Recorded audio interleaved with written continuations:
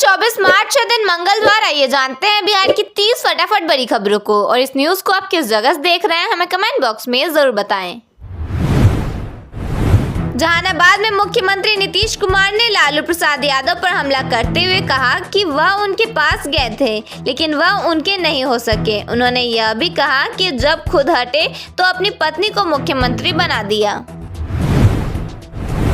Haryanvi actress की कमर छूने के मामले में पवन सिंह को लेकर विवाद बढ़ गया है। इस पर महिला आयोग सख्त हो गया है और कहा गया कि उन्हें स्टेज पर थप्पड़ मारना चाहिए था। मामले की सुनवाई के लिए 2 अप्रैल को बुलाया गया है। निशांत कुमार ने नीतीश कुमार के कामों की प्रदर्शनी देखी और कहा कि उन्होंने बहुत काम किया है और उन्होंने यह भी कहा कि लोगों में अवेयरनेस की कमी है। छात्रा से दुष्कर्म और तेजाब कांड को लेकर पप्पू यादव ने कड़ा गुस्सा जताया है। उन्होंने दोषियों को मौत की सजा देने की मांग की और कहा कि बिहार को सरकार नहीं बल्कि गुंडे चला रहे हैं। बेगूसराय में एक एसयूवी ने मॉर्निंग वॉक पर निकले पति पत्नी को रौंद दिया जिसमें दोनों की मौके पर ही मौत हो गई। घटना के बाद आक्रोशित लोगों ने NH 333B को जाम कर दिया। पटना में बुलेट की टक्कर से 2 लोगों की मौत हो गई। परसा बाजार में एक मजदूर को रौंद दिया गया जबकि एक युवक घायल हो गया। घटना के बाद गुस्साए लोगों ने सड़क जाम कर दिया। 4 महीने बाद अनंत सिंह जेल से बाहर आए हैं। वह 50 गाड़ियों के काफिले के साथ अपने घर पहुंचे जहां उनके समर्थक जुटे हुए थे और आतिशबाजी की जा रही थी। रेलवे ने पटना और गया के बीच यात्रियों की बढ़ती भीड़ को देखते हुए एक नई पैसेंजर स्पेशल ट्रेन शुरू की है। यह ट्रेन 23 मार्च से 6 अप्रैल तक प्रतिदिन चलेगी और सभी छोटे बड़े स्टेशनों पर रुकेगी। मधुबनी के झंझारपुर नगर परिषद की बैठक में पार्षदों ने सड़क, नाला, जल जमाव, लाइट और आवास योजनाओं को लेकर जमकर हंगामा किया। वार्ड पार्षदों ने योजनाओं के असमान वितरण, घाट निर्माण की कमी, एम्बुलेंस खरीद में देरी और कार्यशैली पर सवाल उठाए हैं। मुख्यमंत्री नीतीश कुमार 25 मार्च को भोजपुर जिले में 4.5 अरब रुपए से अधिक की 721 विकास योजनाओं का उद्घाटन और शिलान्यास करेंगे।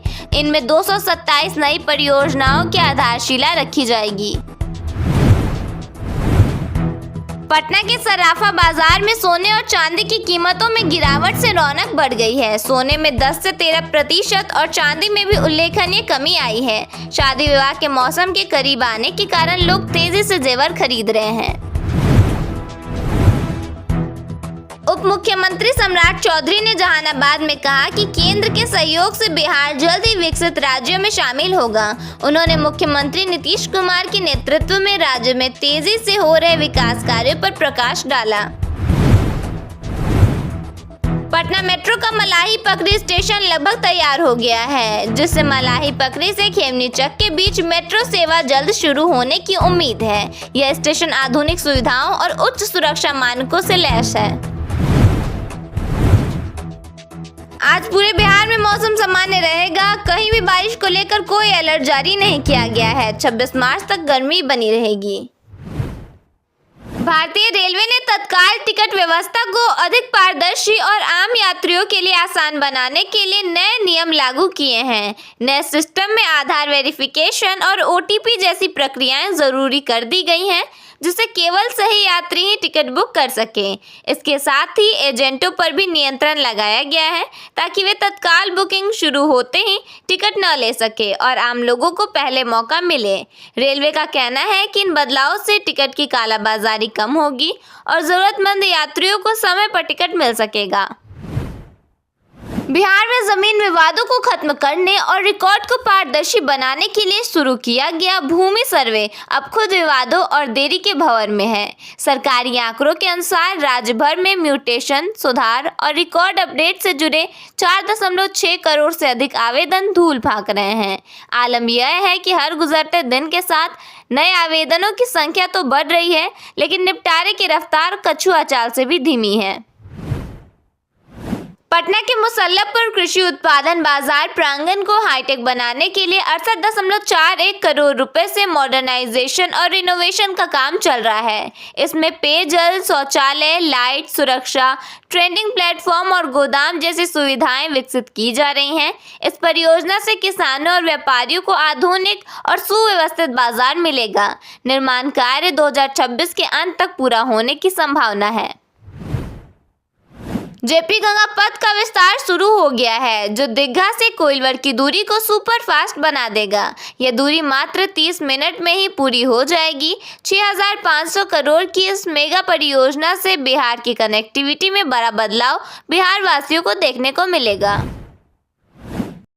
बिहार में आने वाले आंधी तूफान या फिर साइक्लोन की जानकारी करीब 15 दिन पहले ही मिल सकेगी। इसके लिए अब एआई की मदद ली जाएगी। जानकारी के मुताबिक एक टेक्नोलॉजी का उपयोग कर पहले से उपलब्ध डाटा का एनालिसिस किया जाएगा। एआई से मौसम की जानकारी 15 दिन पहले ही मिलने से लोगों को बड़ी सहूलियत हो सकेगी। इसे लेकर जानकारी स्पेस एप्लीकेशन सेंटर के निदेशक नीलेश एम देसाई ने दी है। पटना में आयोजित बिहार स्पोर्ट्स कॉन्क्लेव 2026 में केंद्रीय खेल राज्य मंत्री रक्षा खडसे और खेल मंत्री श्रेयसी सिंह ने बिहार के खेलों के भविष्य को लेकर जो रोड मैप पेश किया है। बिहार अब खेलों को सिर्फ प्रतियोगिता नहीं बल्कि विकास और पहचान के माध्यम के रूप में देख रहा है। मुख्यमंत्री नीतीश कुमार ने समृद्धि यात्रा के दौरान अरवल में 153 करोड़ रुपए की 272 विकास योजनाओं का उद्घाटन और शिलान्यास किया। इस दौरान उन्होंने स्कूल, स्वास्थ्य, सड़क और रोजगार से जुड़ी योजनाओं की समीक्षा की। अधिकारियों को समय पर काम पूरा करने के निर्देश दिए। निरीक्षण के दौरान सीएम नीतीश कुमार ने स्कूल में बनी खगोल विज्ञान प्रयोगशाला, स्मार्ट लर्निंग हब और आईएसएम लैब को देखा। अनुसूचित जाति जनजाति कल्याण विभाग की ओर से एक लाभुक को करीब 4.12 लाख रुपए का चेक भी दिया गया। कराटे की ट्रेनिंग ले रही छात्राओं से सीएम ने बातचीत कर उनका हौसला बढ़ाया। बिहार की सड़कों पर अब नियम तोड़ना या क्राइम करके बच निकलना नामुमकिन होने वाला है। बिहार सरकार ने कानून व्यवस्था को और भी ज्यादा सख्त और लेटेस्ट बनाने के लिए पूरे प्रदेश में सीसीटीवी कैमरों का जाल बिछाने का फैसला लिया है। इस परियोजना के तहत न केवल राजधानी पटना बल्कि बिहार के सभी 38 जिलों को तकनीक से लैस किया जाएगा। मुख्यमंत्री नीतीश कुमार की समृद्धि यात्रा आज जहानाबाद में हुई, जहां उन्होंने 252 करोड़ का गिफ्ट दिया। इस दौरान सीएम नीतीश जनसंवाद कार्यक्रम में भी शामिल हुए। मंच से उन्होंने सरकार की उपलब्धियां गिनवाई और लालू राबड़ी शासनकाल पर हमला भी बोला। भोजपुरी इंडस्ट्री के पावर स्टार पवन सिंह एक नए विवाद में घिरते नजर आ रहे हैं। एक वायरल वीडियो के बाद हरियाणवी एक्ट्रेस अंजलि राघव की शिकायत पर मामला महिला आयोग तक पहुंच गया। आयोग ने नोटिस जारी कर 2 अप्रैल को फरीदाबाद में पेश होने का निर्देश दिया है। बिहार का अगला सीएम कौन होगा, इसकी चर्चा तेज है। इस बीच केंद्रीय मंत्री चिराग पासवान ने कहा, गठबंधन में सीएम फेस को लेकर सहमति लगभग पूरी हो गई है। जल्द ही औपचारिक घोषणा भी की जाएगी। इसके साथ ही उन्होंने डिप्टी सीएम सम्राट चौधरी को लेकर भी अपनी बात रखी। बिहार के बोध गया में एक ऐसा वैश्विक केंद्र बन रहा है जो आने वाले समय में दुनिया को शांति और करुणा का संदेश देगा। दलाई लामा की प्रेरणा से बन रहा the Dalai Lama centre for Tibetan and Indian ancient wisdom 2028 तक तैयार होने का लक्ष्य है। करीब 200 करोड़ रुपए की लागत से बन रहा यह संस्थान बिहार को फिर से वैश्विक बौद्ध अध्ययन के केंद्र के रूप में स्थापित करेगा। बिहार के भ्रष्ट अधिकारियों के खिलाफ सुनवाई तेज हो गई है और उन्हें जल्द ही सजा मिले, इसके लिए निगरानी की टीम अब तकनीक का सहारा ले रही है। निगरानी अन्वेषण ब्यूरो ने 200 संदिग्ध अफसरों और कर्मियों के खिलाफ डिजिटल एविडेंस जुटाकर स्पीडी ट्रायल की राह आसान कर दी है, जिससे अब मामलों में देरी की गुंजाइश बेहद कम हो गई है। बिहार के डिप्टी सीएम सम्राट चौधरी ने जहानाबाद में मुख्यमंत्री नीतीश कुमार की जमकर तारीफ की। उन्होंने कहा कि जब जब मगध और बिहार का नाम लिया जाएगा तब तब सम्राट अशोक, जरासंध और नीतीश कुमार को याद किया जाएगा। सम्राट चौधरी ने यह बात जहानाबाद के अरवल में कही। वो मुख्यमंत्री नीतीश कुमार के साथ समृद्धि यात्रा 5.0 के दौरान जनता को संबोधित कर रहे थे। सम्राट चौधरी के इस बयान के बाद विपक्ष की ओर से तीखी प्रतिक्रिया दी गई है। आरजेडी प्रवक्ता मृत्युंजय तिवारी ने सवाल उठाया। उन्होंने कहा कि जब नीतीश कुमार ने बिहार के विकास के लिए इतना काम किया है तो बीजेपी उन्हें हटाना क्यों चाहती है।